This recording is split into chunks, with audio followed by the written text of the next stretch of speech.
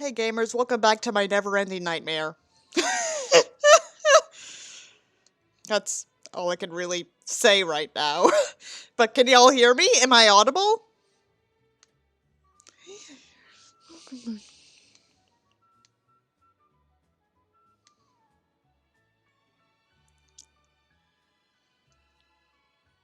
Alright, hey Talbot. I just noticed Mary looks worse from the front. She does. Just like that Swedish prince. Are you referring to Carl Philip Catpoo? Are you referring to that dude? Because, honestly, I realized yesterday that he reminds me of this one South Park episode back when I watched South Park on a regular basis. The episode where, Chef almost marries a succubus. Because he looked a lot better back in the 2000s. And then he just became a greasy loser. I saw like a recent photo of him the other day and he just looks fucking greasy. I'll actually pull up the photo right now. Like a before after. Anyway, I can't remember what he is called. He's one of the younger ones, right? Oh boy, it commences. Okay, yeah, okay, there's one of the newer photos, and the older photos could probably be found. I know I need to look for. The one with the yeah, that's Coral Phillip. That's cat poo. Yeah, that's Coral. Yeah, that's...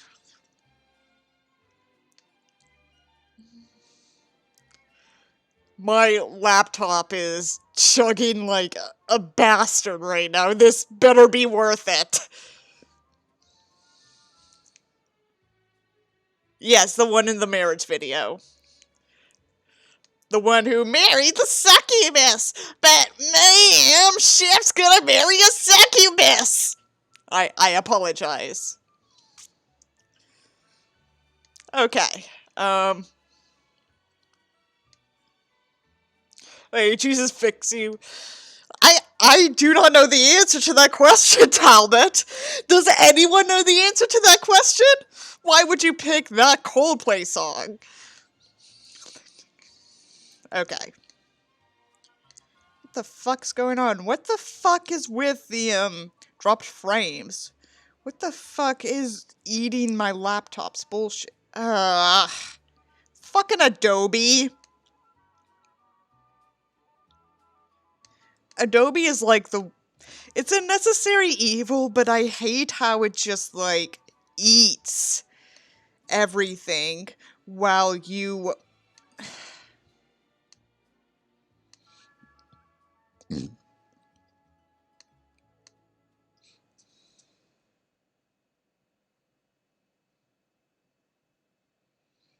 I do not need you on right now, Adobe. Go to hell. Go to hell. Maybe that's brought to you by Warner Music.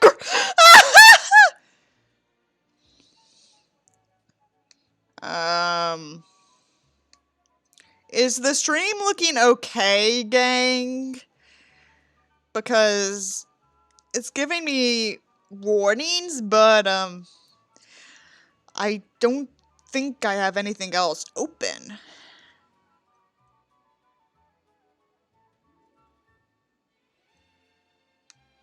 Okay, the stream's okay.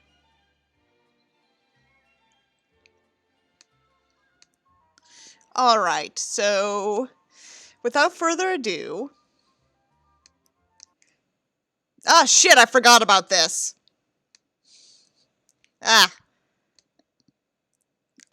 Remove. Okay, remove. So, for reference, that was something I pulled up to, like, censor Krystal Smith's real identity when I was reading one of her articles last week. So, here it is. So, here's what he looked like in 2010. Not bad. Not bad at all. And here's what he looked like the other day. It's like the exact opposite of a glow up. Before, now. Before, now. Before, now. Before, now. Before, now.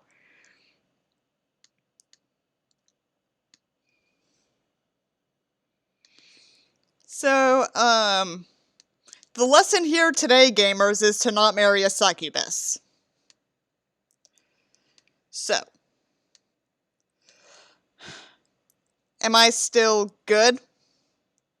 Dear hell. Let's see. That's a dim up? You mean a dim down. A dim down, if you will. Okay. Okay. So, when we last left off, Isak, the Prince of Sweden, proposed to Lucy Ann Kingston on her birthday on the Power Tee at the Beyblade Stadium at Bumfuck University of Tennessee. Mary should have known better than marrying a succubus? No, Mary is the succubus. Mary is the succubus. Though Fred is not innocent. Okay. So they're engaged. Lucy Ann Kingston. Oh, no, it is a very white name, but, it's spelled like this. That's her full name. And I'm calling the author Krystal Smith with a K because I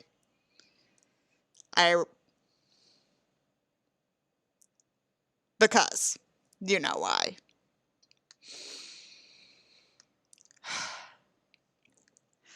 Anyway, I'm gonna send a message out to my tweeters real quick. We got so distracted by, like, keeping up appearances that I totally forgot to inform my tweeters that I am streaming right now.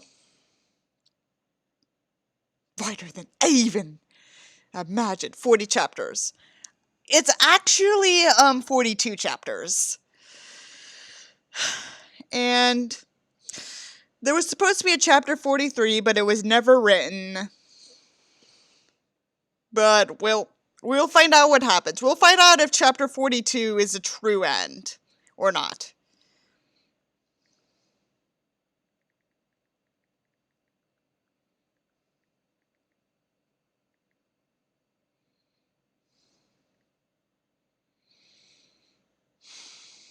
All right.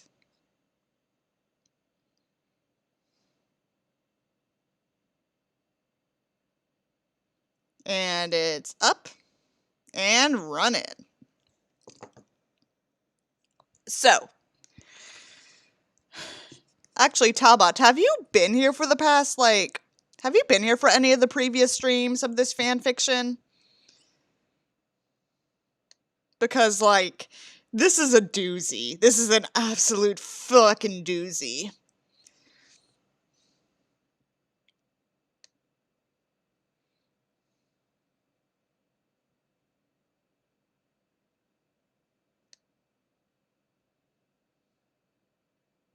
A modern classic.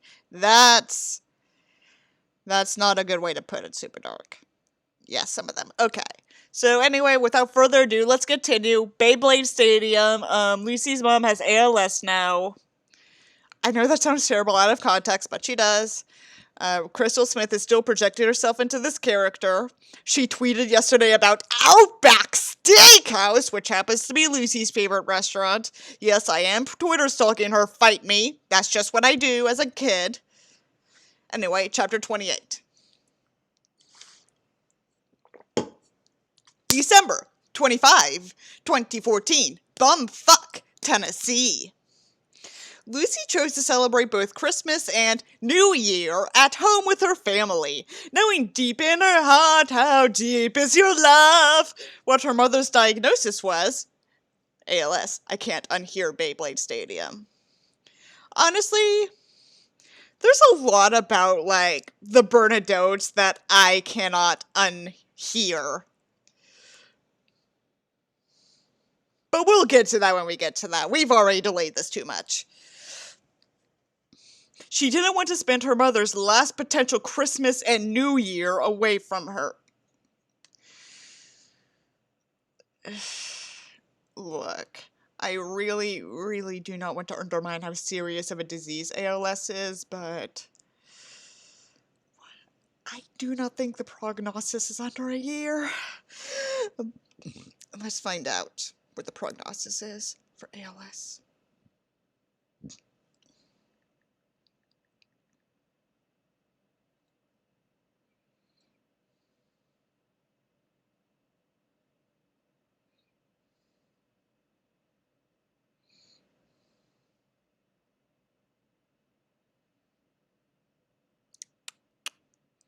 Alright, this looks trustworthy. I'm on my phone, so...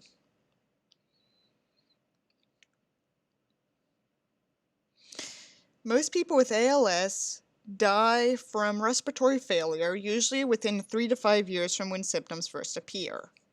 Okay. And symptoms first appeared in one of the earlier chapters where it was described that the mother was falling and choking. I do not remember what chapter, though. Got it. Okay, so...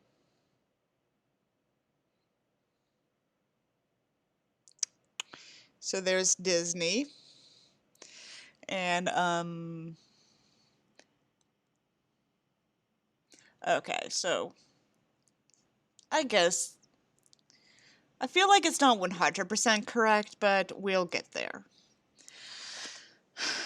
Her grandfather came in from Canada, and the family took plenty of photos for memories. They really made sure to enjoy each moment they had together. Lucy had plans to enter law school, but due to her mother's illness, and, because you're engaged to Isak now, in case you've forgotten, that kind of negates your chance of going to American law school. But due to her mother's illness, she elected to take a semester and the summer off to be with her. Her mother's health slowly deteriorated. The family made the decision to fly to Rochester, Minnesota, to the Mayo Clinic in a last-ditch effort to see if anything could be done and in hopes that the diagnosis in Tennessee was wrong. Lucy found herself crying to sleep, bargaining with God, who I guess is canon in this universe now. Please, please, God, if you save Mama, I'll give up all my future happiness. I won't get married. I won't have kids. I won't even go to law school. Just please don't take my Mama.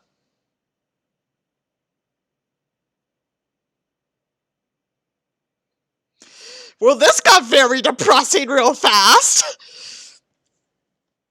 February 24, 2015, Wheat Bumfuck, Tennessee. It's 7 p.m. We have to get on the road, Daddy, Lucy said. Oh my God, God is canon. I know, your mother is just moving slow, her father replied. Why don't we just stay home tonight and leave early in the morning to drive to Minnesota? That's not a bad idea. I will get tired driving. They go together to mention it to Anne, Mama. Anne responds by crying and saying, I want to leave tonight! 2 exclamation points. They know her mind is slipping and crying has become a norm, so they agree to leave when she gets ready. They load up the car and pull out of their driveway at 7:30. They drive to Clarksville, Tennessee, and stop to get gas. They also decide to grab some food for the road. The only option was Wendy's, which is a fast food restaurant where Lucy got food poisoning her sophomore year of college. Brought to you for no reason whatsoever. She hadn't eaten it since. She looks to her brother, Will, in case you forgot, and says, well, I guess it's time I try their food again. Hopefully, this time I won't get food poisoning. Okay. Your point is? After they drove for another hour, they stopped at a hotel. Will offered to keep driving for his father, but Thomas, the father, refused. Your mother's tired. We need a rest. The next day, they are up at 8 a.m. to continue the long drive to Minnesota. Will does help his father out on the drive, but once they get to Iowa, Thomas, the father, refuses to let his son drive. Well, there's a bit of snow. Let me drive. Anne insists on stopping by a local Target to get a new makeup mirror after Thomas accidentally dropped hers loading it in the car. He rolls his eyes but agrees. Will looks to his sister. It didn't shatter though. I know, but she's insisting. They go to Target and waste a good hour. Thomas was starting to get irritated because it was getting quite late. They finally get back in the car at 9 p.m. with still 5 hours to go until they reach Rochester. They pull into the Residence Inn around midnight and get checked in. They know it's going to be a long few days. So, okay. February 25, 2015, Rochester, Minnesota. The family loads up in the car to drive the few blocks to the Mayo Clinic. It's 18 degrees and their southern blood is not accustomed to this type of cold. You pussies, you're weak. Gotta get some of that Midwestern blood in you like me. This part's like, it clearly comes from pains Krystal is going through, but it's written in the exact same tone as everything else in this fic. Yeah, that's what I'm thinking too, Super Dark. Like, this clearly comes from a place of pain. And I know that Krystal herself had to go through probably this exact thing, but it's written in that same silly, stupid, lighthearted tone that the rest of the fan fiction's in, so I want to take this seriously because of how serious this illness is, but it's just so fucking hard because of how she's writing it.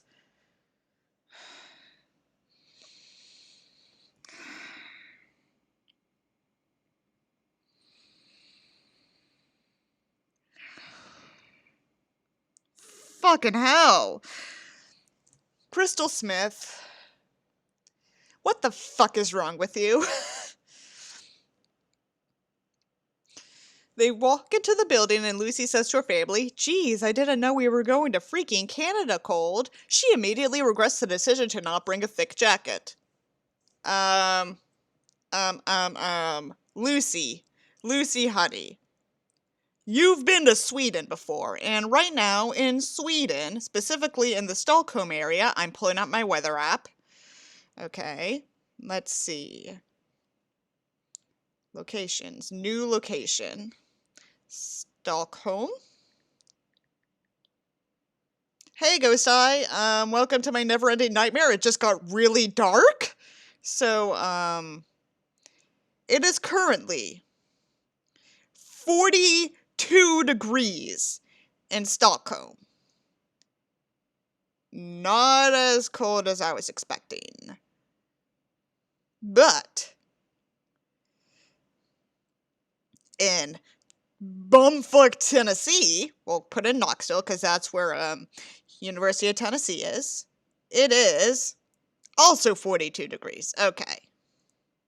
The point I'm trying to make is that y'all are weak for thinking that 18 degrees Fahrenheit is cold. Not saying it's not, but still. Oh, sorry, I should specify we're in Fahrenheit. I'm in Fahrenheit.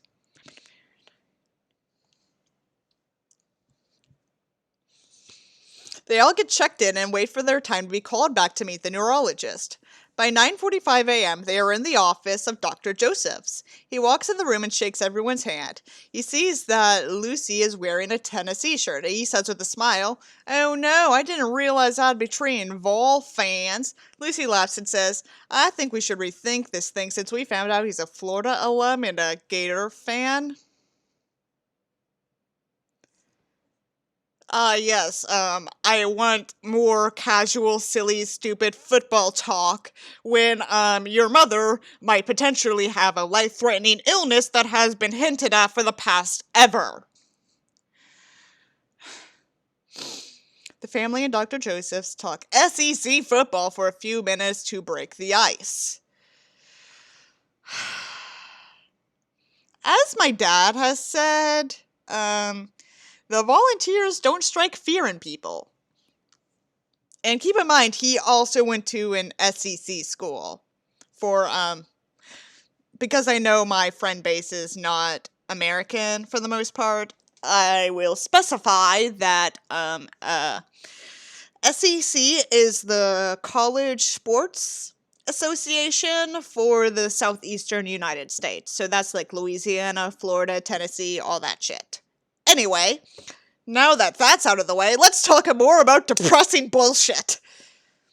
Dr. Josephs jokes to Will that if he wanted to be successful in the NFL, SEC. SEC stands for Southeast Conference. It's a college sports thing.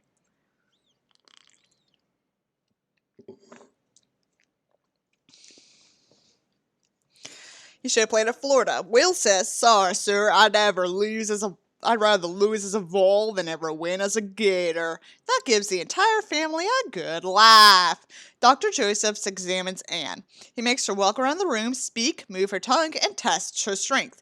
Lucy's dad has tears in his eyes as he looks to his two children and says 3 letters, ALS.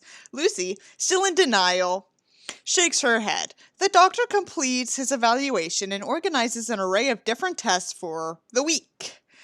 One sleep test will have to be completed overnight in the hotel. Anne and Thomas attend the meeting on how to work the machine, while Will and Lucy send text messages and calls to family back home in Tennessee to update them. The next day, Anne has a PET scan, EKG, speech therapy, and lung exam. After the tests, Anne wants to go to the local mall. The family agrees, and they spend a few hours together trying to forget their troubles. Would you want to shop at? This is the only part of the book that feels like any sort of attention to detail has been put into it. Yeah, but, you know what this is kind of reminding me of? The Control-Alt-Delete webcomic. Remember the whole loss arc, and then they tried to return to some sense of normalcy after something very, very emotionally traumatizing? I am anticipating for this to just be an emotionally traumatizing chapter, and then it just goes back to normal. and it's stressing me the fuck out. February 27, 2014. And as an appointment at 8 a.m., Will and Lucy decided to stay back since the room will be small for all four of them plus the doctor. They end up watching the Minnesota Wild interviews and mocking them the entire time for not being their Boston Bruins. They spend a lot of time growing up in Quebec with their maternal grandfather, but no matter how hard he tried, they refused to cheer on the Montreal Canadiens. He told Thomas, "You ruined my grandchildren. You have them cheering on Boston." Thomas told him, "No, sure. Sir, that's just good parenting. They have a good relationship, so jokes like these are the norm." This was included in the chapter where it's very emotional and serious. It's probably personal experience, the only way Krystal knows how to describe things. Yeah, pretty much. Lucy and Will are ready to go when their parents return. Their mother wants a short nap before they drive to Minneapolis to go to the Mall of America. After a couple hours, they load up and head to the mall. They park in their garage and look to see their level. It said East Tennessee and joked, "Well, we won't be able to forget that now, will we?" Oh God, all the sports in the serious chapter are real total whiplash hours. It is. I said it's literally lost on JPEG. They decide to eat at a barbecue restaurant in the mall. Will tells his father, "Well, the food is good, it's just," Lucy interrupts, "It's not our barbecue. There's no spice. It's all sweet here." Tennessee barbecue is garbage. You eat spaghetti with your garbage. Who does that? You have cornbread or coleslaw if you're in Texas, or if you are Kansas City barbecue, which is my personal preference, you would have, like, fries and shit. Sweet barbecue is actually delicious, but maybe I'm biased because that's my Kansas City heritage. I'm sorry for going on a rant about barbecue.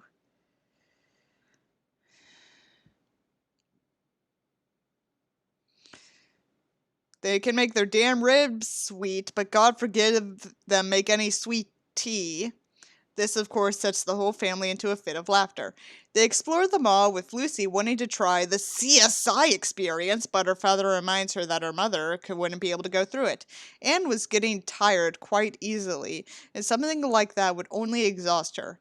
Anne, Thomas, and Will decide to go into the Brookstone store.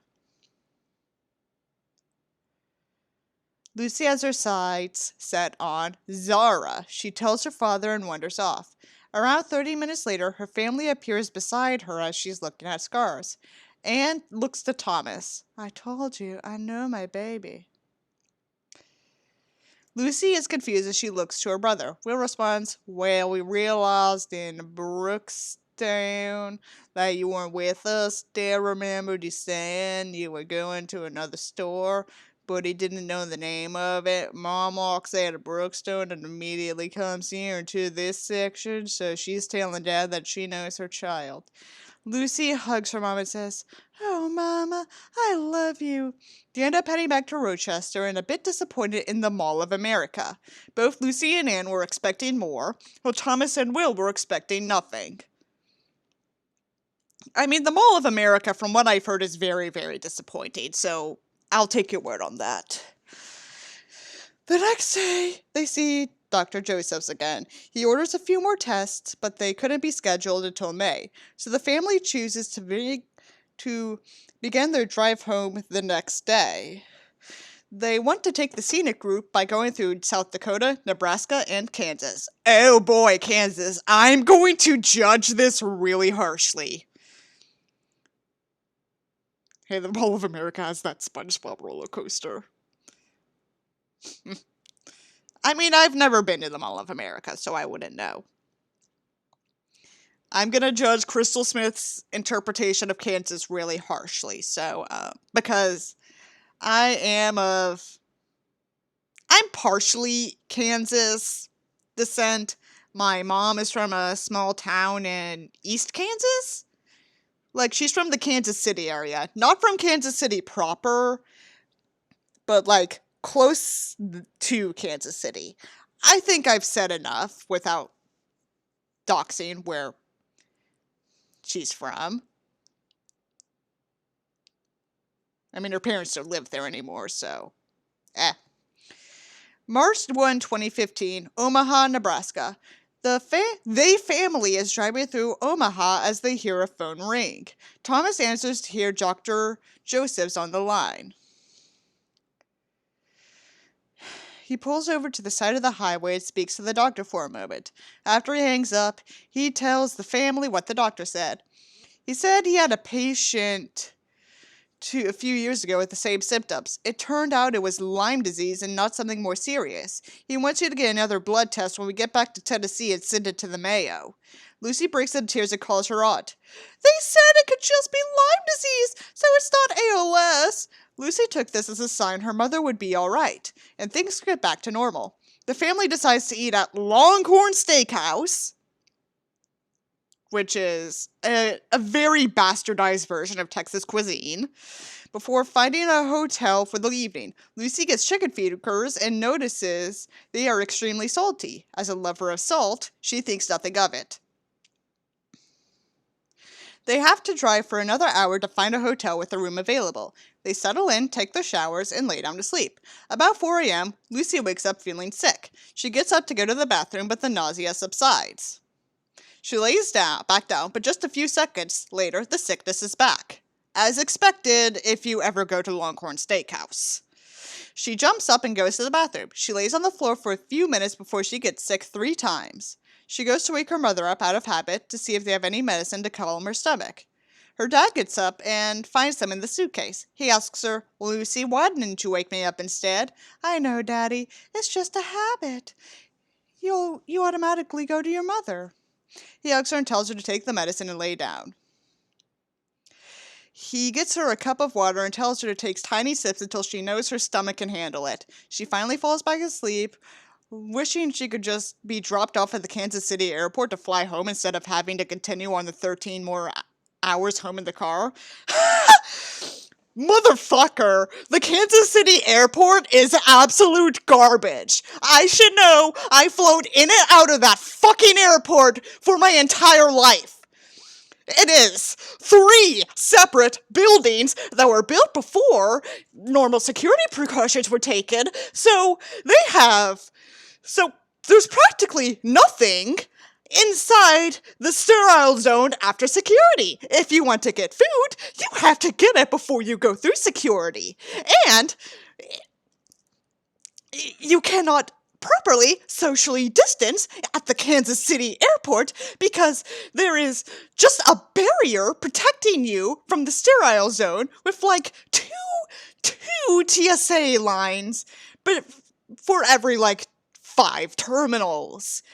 And if your flight gets transferred to the other terminal, well, fuck you! You're going to have to take a bus to the other terminal, and that's a bit away. You can't just take a tram because, again, they're separate buildings on a massive land. TLDR, the Kansas City airport is absolute garbage. You should not go there. Alright, I'm gonna... A glorified bus stop of an airport. Yeah, pretty much super dark. I'm gonna refill my water. I'll be right back, y'all.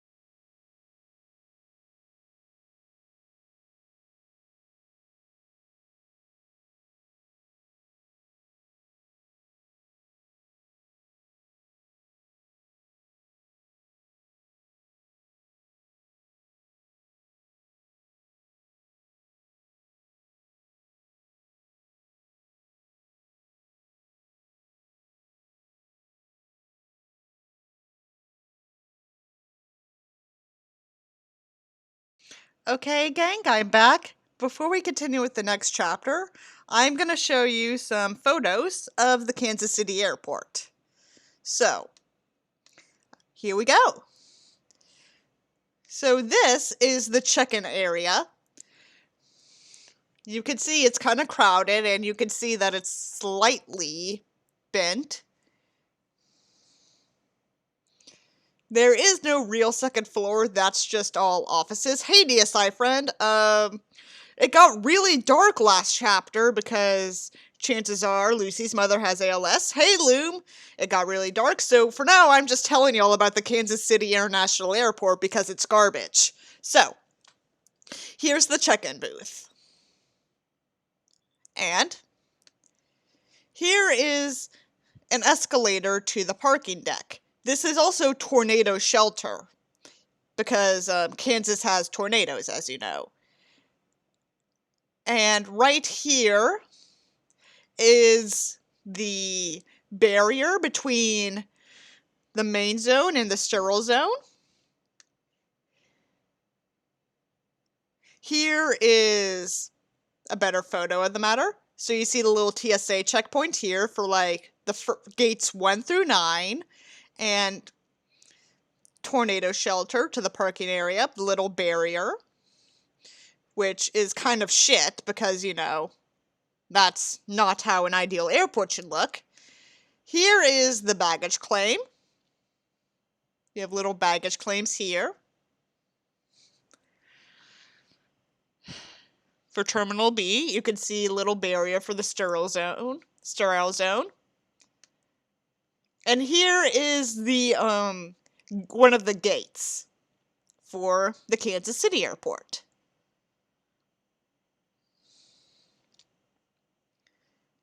Here is another view of the gates.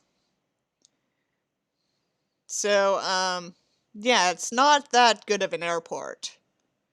In fact, they're planning on redesigning it.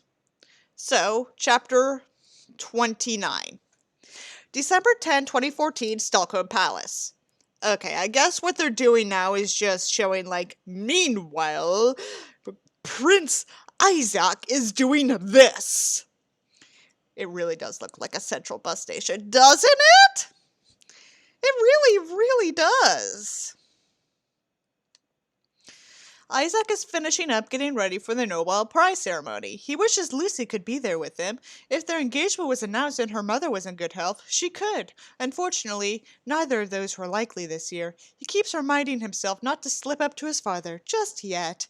The ceremony goes off without a hitch. Isak then travels to Haga Palace to spend the night with his sister and her family. He doesn't want to be in the palace tonight without Lucy. December 23, 2014, Drottningholm Palace. The entire family is gathered at Drottningholm to celebrate Sylvia's birthday. They enjoy a wonderful meal, complete with birthday cake. They then attend the Christmas concert at the Palace Theater. I feel fucking depressed now. Gonna be frank. Afterward, Isak makes a phone call to Lucy. She answers, "Bonjour, mi amour." "Hey, do you mean Carlac?" he responds. Again, using the hard J because Krystal Smith seems to believe that there's a hard J in the Swedish language. "Luckily, you've said hello, my love, in Swedish so many times I've mastered the meaning," she says. He laughs. "I could say the same thing about you with French." "Ah, touche. So, how's your mom? How are you handling it?" Lucy, who is a bit choked up, says, "She's fair. She's getting choked a bit more often. I don't care what that doctor says. She doesn't have ALS. She just doesn't!" Narrator in the distance. "She did." "Babe, the doctors aren't going to tell you all that if they don't think it's true." "Isak, you don't get it," Lucy says as she starts bawling. "She's my mother. She's my rock. She can't be sick with this, Isak. This is deadly. I don't want to lose my mama. I can't lose her. I'd give up everything for her to have something curable. Why? Why is this happening to her? She's a wonderful, kind-hearted woman. It's not fair!" I just got a ping. I'm gonna mute my phone now. I know, Lucy. I can't imagine. Maybe she doesn't have it. Wait for the other tests. If your instinct tells you she doesn't have it, maybe she doesn't. But honey, you can't deny it's a possibility. It's not good for you, her, or the rest of the family. For once, Isak has a good point. I just refuse to believe it, but I'm determined. We all are to have the most wonderful Christmas. My grandfather is in from Quebec, and my cousin and her family came from Pennsylvania. You're going to enjoy it. Take lots of pictures. Stay strong. You know I love you. I'm going to go since it's so late here. Just know I'm a call away. I love you. I love you too. With that, they hang up.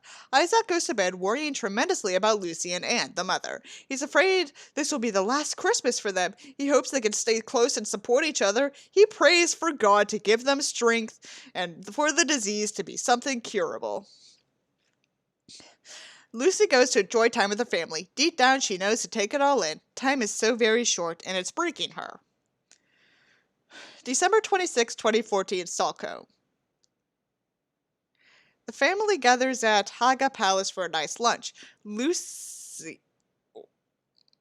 Excuse me, Krystal, but I thought that Lucy was spending Christmas and New Year's with her family in bumfuck Tennessee.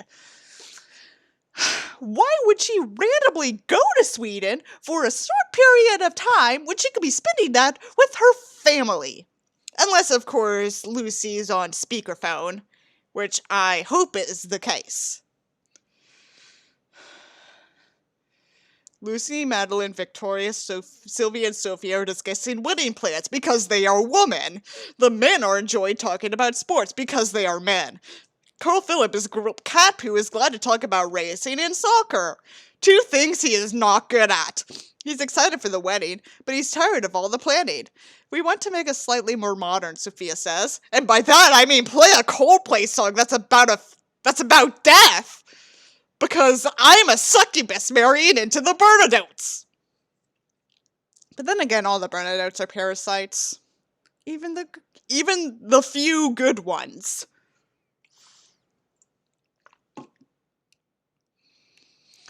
I think that will be lovely, Lucy says. Madeline smiles. Just think, we are soon going to be planning your wedding. Everyone stops. Carl Gustav drops his fork on his plate. Madeline realizes she screwed up. What do you mean, Madeline? Carl Gustav asks. They aren't even engaged. You shouldn't pressure them. It only makes sense for a succubus to marry a demon. There's an awkward silence. The king looks around the table and sees their reactions.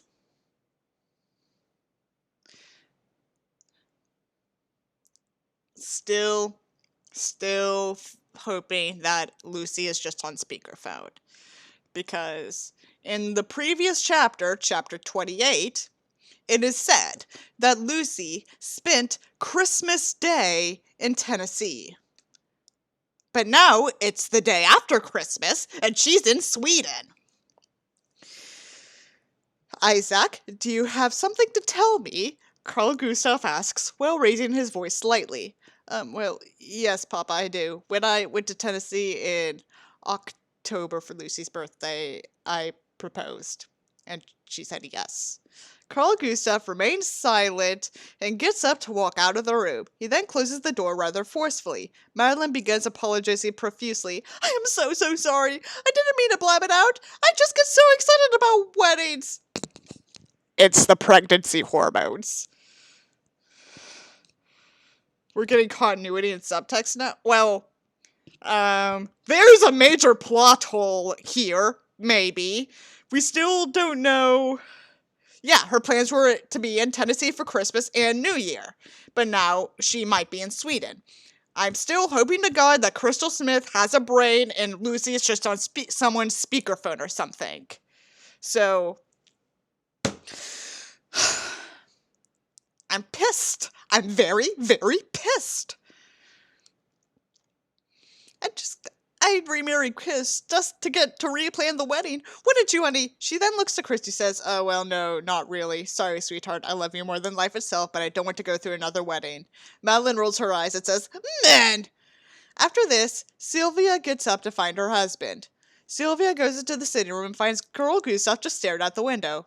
Carl Gustav, honey, we need to talk. He turns, and she can see a mix of anger and hurt in his eyes. I mean, that's just what he normally looks like.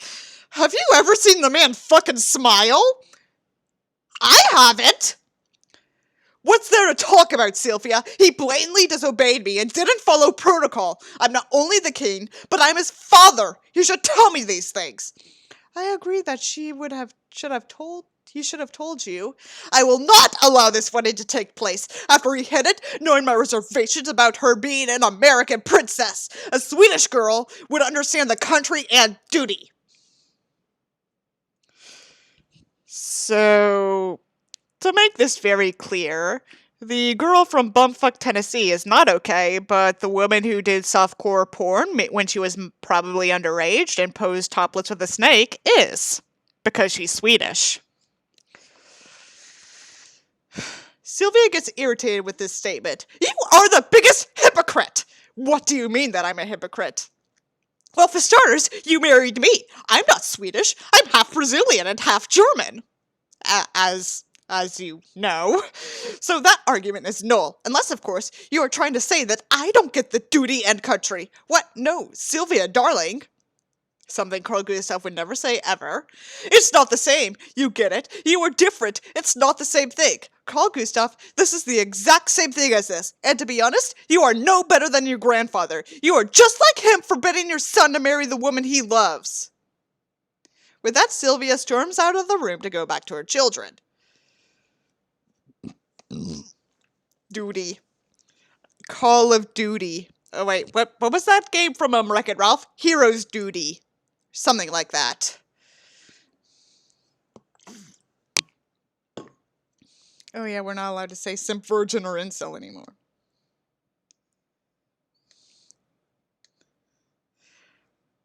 You can say simp, virgin, incel. Probably. Anyway. While my blood is still boiling, let's read one more chapter.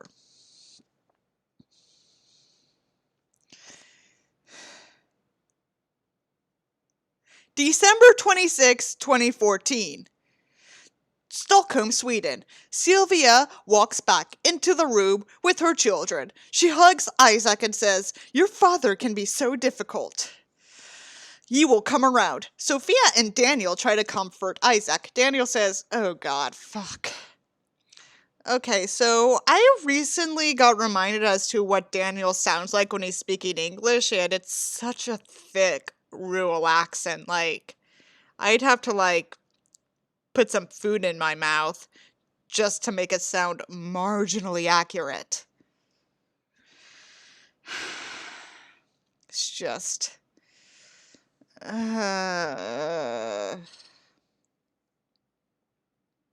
not even gonna bother trying. I think these chapters were written before that one where they go to the Mayo Clinic. Probably.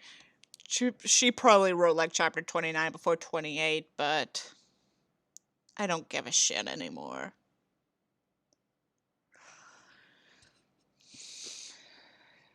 Daniel says, "Isak, I know he will come around. He did for me. Yes, I had to take the prince classes to please him, but it was worth it to marry Victoria. He wanted to marry another royal." Not particularly, just someone who wasn't from bumfuck Okelbo. But Victoria interrupts. "But our love was strong. I wasn't marrying someone else. I loved Daniel. And no, the irony was not lost on either of us when he wanted me to marry a royal." Again, it just, at least if it was an upper-class commoner. "When he married a commoner. Love you, Mama. I love you too, Victoria. I knew what you meant, and I made that point then as well, just like I did today." Sophia hugs Isak and says, "My background was less than ideal." It is less than ideal. You know that. He relented with me too. And the princess classes aren't that bad. Maybe Lucy and I can double up on our lessons. Isak smiles at this. Madeline asks when he's going to tell Lucy that their father knows. Isak isn't sure, but he knows he will have to tell her before she arrives in Sweden on the 31st. Okay. Krystal Smith, do you have any sense of time and space? You originally said that Lucy was going to spend Christmas and New Year's with her family because it could be the last one she spends with her family. And then, in the next chapter, 26th, she suddenly appears in Sweden to plan Sophia and Katpu's wedding. Although it didn't explicitly say that Lucy was there, perhaps she was on speakerphone, but that should have been specified. But now she's not there and is going to visit on the 31st, which happens to be New Year's Eve, when initially it was said she was going to celebrate it with her family. Excuse me, what the fuck is wrong with you?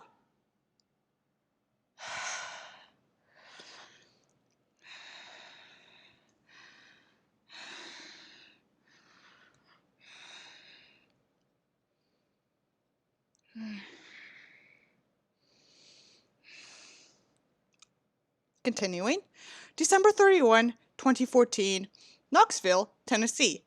Come on, Lucy, get in the car so I can get back home and go to bed. Will says. So, I can't even make the incest joke. I'm just too pissed about her. She sticks her tongue out at him and goes over to their mother. "I'm going to miss you, Mama. I'll be back soon." Anne, whose voice is getting more hoarse by the month, finally spelled correctly, tells her daughter, "I know, sugar, you have a safe flight. Give Isak a hug for us and let us know as soon as you land." Now, remember, in chapter 28, it was clearly stated that Lucy chose to celebrate both Christmas and New Year at home with her family. So now she's going to Sweden for New Year's? What the legit fuck is wrong with you, Krystal Smith? Yes, Mama. I promise. Will takes Lucy to the airport and helps her get her stuff out of his truck. I've been meaning to ask you, what do his parents think of the engagement? Don't you all have to have some official announcement? I'm not sure. Isak hasn't told me what they said. I'm a bit nervous about that. There will be an official announcement, but I don't know when. Maybe while I am over there. I'll let you all know ahead of time. But remember, don't say a word to anyone until the palace makes it official. I know that much of protocol. Will gives a mock salute and says, "Yes, ma'am." Lucy rolls her eyes and gives him a hug before she goes through security. After a long flight after her layover in New York, finally accurate flight information, Lucy finally lands in Stockholm. She gets through customs pretty quickly and meets Isak at baggage claim. She runs and jumps into his arms. He swings her around while holding her tight. "Let's get your bags and get home," he says. Lucy didn't have time to let Will look at the plot hole again. As they pull up to the palace, Isak says, "I need to tell you something." Lucy turns and looks at him confused. "Papa wasn't initially happy about the engagement, but he finally came around? When did that happen? And why didn't we see that, Krystal Smith? That was more important than your bullshit plot hole."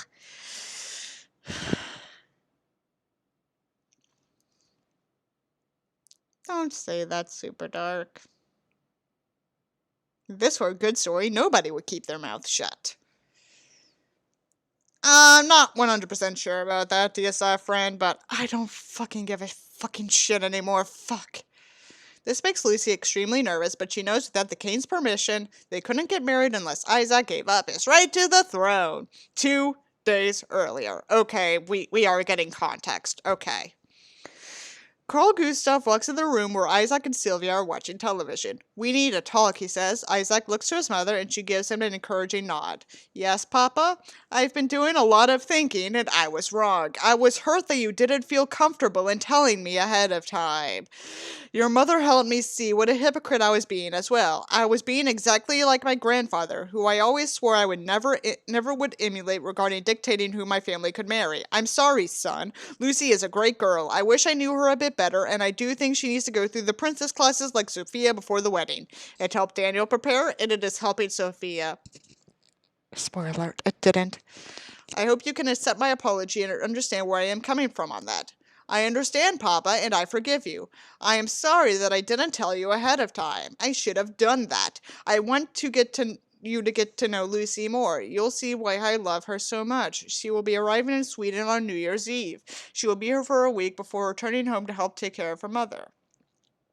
I'd like to have lunch with you and her, and your mother, of course. How is her mother doing? How is Lucy doing? Is she okay talking about it or not? I do not want to upset her by asking about it. I lost my father at an early age, and to this day, you know my sisters and I have trouble talking about it. I think she would like lunch. New Year's Day? She is okay talking about it, but she is in a stage of denial at the moment with the disease, so just be gentle. I can understand that. I'll leave the lunch planning to your mother, he says as he hugs his wife. Unlikely. Now I must get to a meeting. With that, Carl Gustav heads out of the room, and Sylvia smiles at her son. I told you it would work out. Thanks to you, Mama. Back to New Year's Eve. Isaac finishes explaining what happened over the past few days. He calms Lucy's nerves for the next day's lunch. After a long flight, Lucy is ready to get some rest before she meets her future father-in-law and mother-in-law for lunch the next day.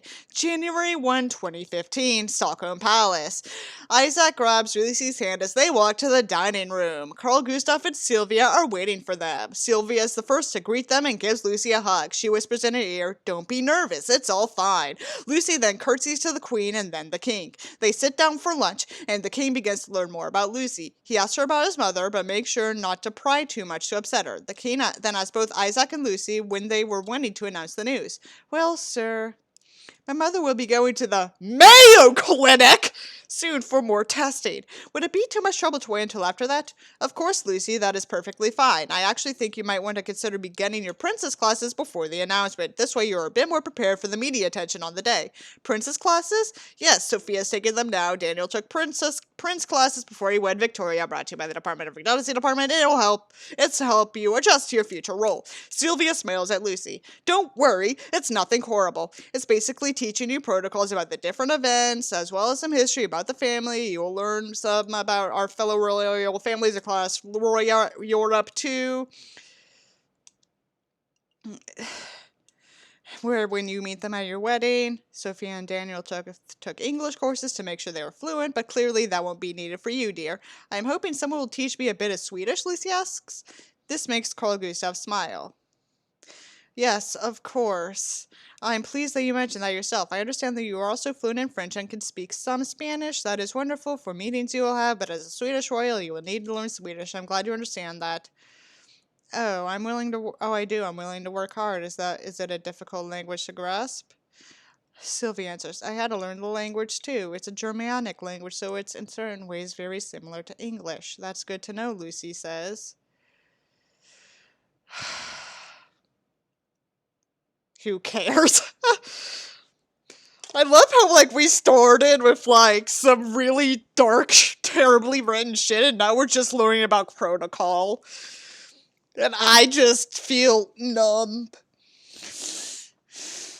Carl Gustav then asks her, are you wanting to retain your American citizenship?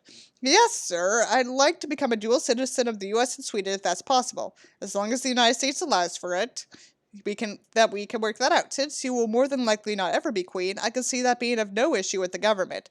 I won't mention the engagement to them yet because it's always one who will tell the media. So after you've gone with your mother to the Mayo Clinic, then we will begin the appropriate measures to announce your engagement. Thank you, Papa, Isaac says. They have dinner with Isaac's siblings, their spouses, and nieces that evening. Lucy agrees to attend the history lesson the next afternoon with Sophia. They are beginning to go over information about the other royal houses, so Lucy will be able to learn this information before heading back to the States. Madeline sets up a Swedish language tutor in Knoxville for Lucy to begin lessons with after the trip to the Mayo Clinic as well. The week goes by quickly, and Lucy and Isak are forced to say goodbye for the time being. Lucy boards her flight back to the States with Isak, promising to visit as soon as he can.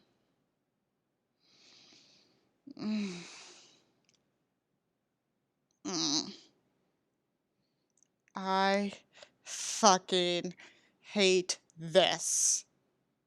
This is totally misery-inducing. I'm not going to read a Krystal Smith article today. I just feel too numb for it. But I will read to you about Tennessee barbecue, because it is garbage when compared to the superior Texas and Kansas City barbecue.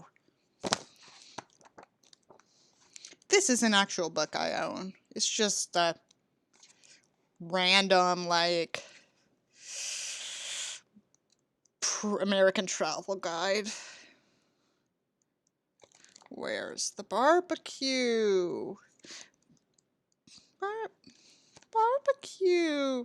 Okay. Here's how it is in Tennessee. Tennessee is all about pork, dry or wet. This style of barbecue usually consists of ribs on or off the bone, smoked and roasted in a pit for an agonizingly long time, sometimes for days. The slow cooking is the important part, as it gives the meat a distinctive, terrible, smoky flavor and texture.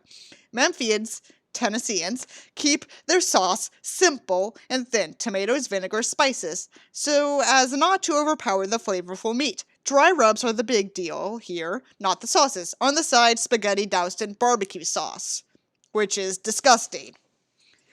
Other Tennessee barbecue sides include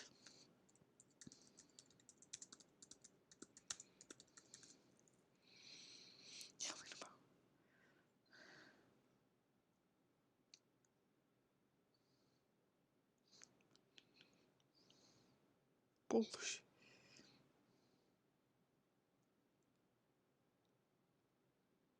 Start slideshow.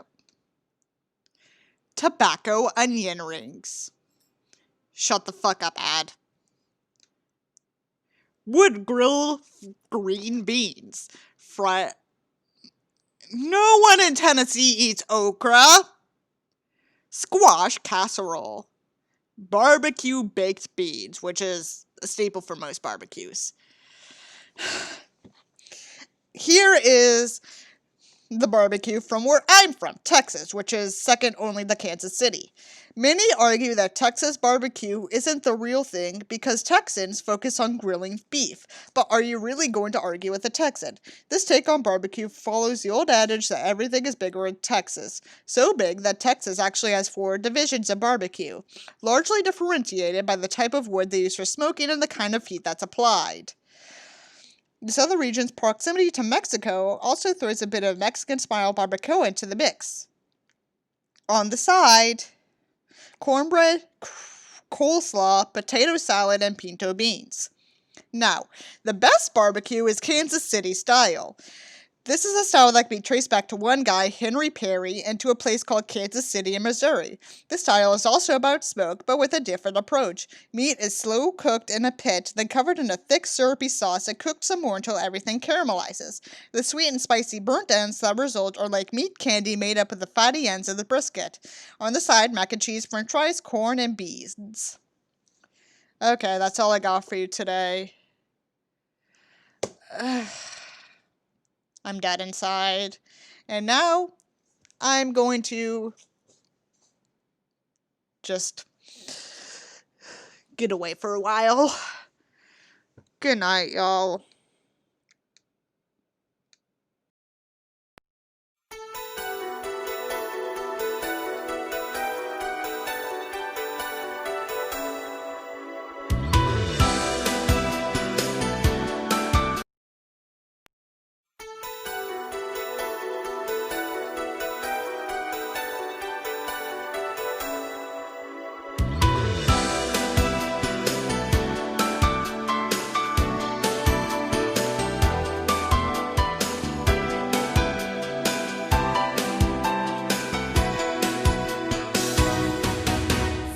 Show